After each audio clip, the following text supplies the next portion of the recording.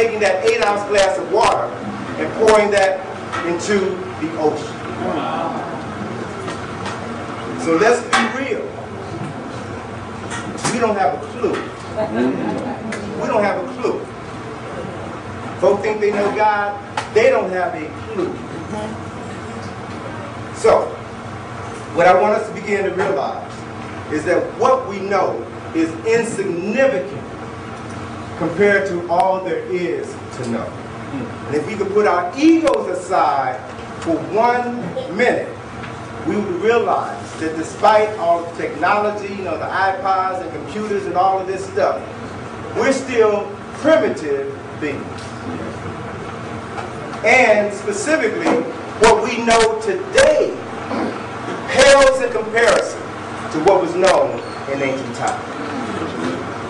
So, our innate desire to know these unknown unknowns is what is expressed in the interest that has been generated by this DVD and book called The Secret. It truly has been a phenomenon. Within the last year, millions of copies of the book and the DVD have been sold worldwide. And it's not unlike the Da Vinci Code phenomenon of 4 years ago. The Secret has captured the imagination of millions of people throughout the world. And it represents their effort to yearn to understand the hidden mysteries of life, the unknown unknowns. So the question is, what is the secret? What is the secret? Well, the secret is a movement that was initiated by this woman, Rhonda Burns, who is was a Australian television producer. And to many people, the secret represents the next evolution in human consciousness. It represents the reintroduction of ageless wisdom, universal laws, and principles which will allow the masses of people throughout the world to become the masters of their own destiny. The 90-minute DVD, which she produced of The Secret, begins with a burnt out and depressed Rhonda Burns, taking a vacation to reassess her life. Her father had just died. She was having problems with her production company. Her relationships were in turmoil. So she just needed to get away, to have some quiet time, to reevaluate her life.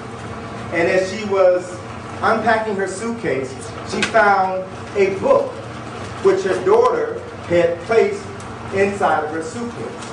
And that book was a book entitled The Science of Getting Rich, written by a man by the name of Wallace D. Waddell in 1910. And the book focused on how you could use your thoughts in order to attract wealth in your life. And as Wallace D. Waddell says in the book, riches don't necessarily relate to monetary wealth. And that everyone deserves the right to be rich, because you can't live life without wealth. You can't take care of your family. You can't take care of your household. You can't take care of yourself. So it is everyone's right as a human being to be wealthy.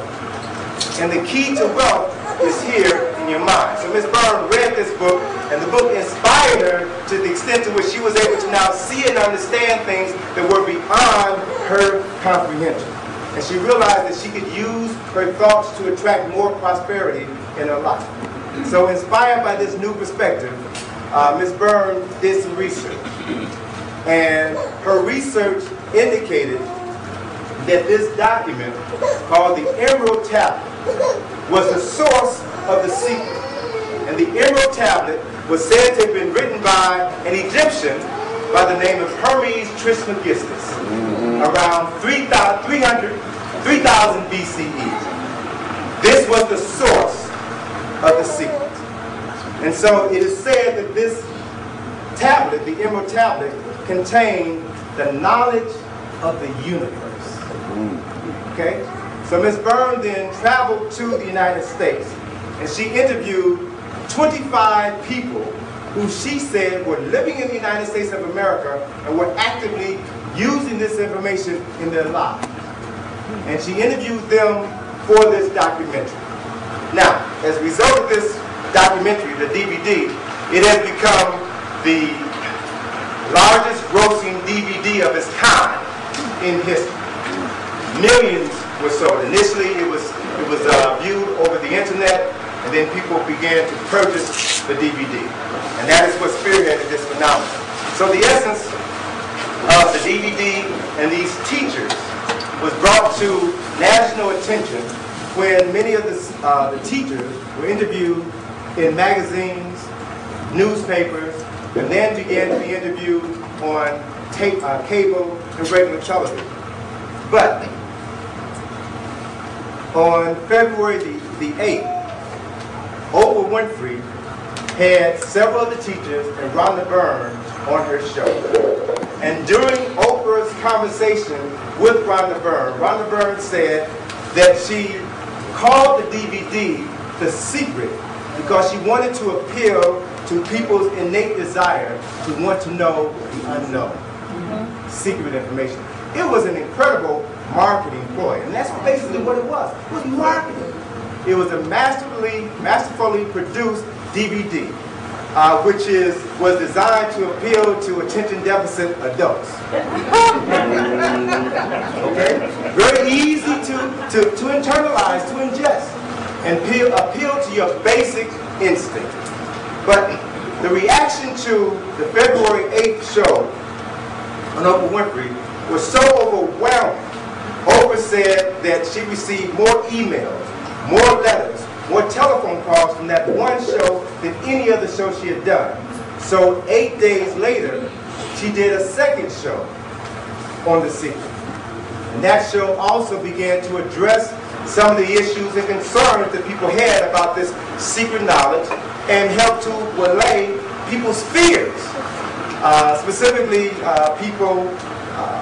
religious people who felt that this information was antithetical to concepts of God. Okay. So they dealt with this. But I'm going to deal with all of this as well. But I want to spend a few minutes and talk about the DVD. How many of you all have seen the DVD? Okay, a handful of people. How many of you all have read the book? A handful of people. Okay, fine. What I want to do is to give you a broad overview of the DVD. And I want to focus specifically on the dramatization in the beginning of the DVD, which shows how The Secret came into existence. So in the DVD, the story begins in Egypt.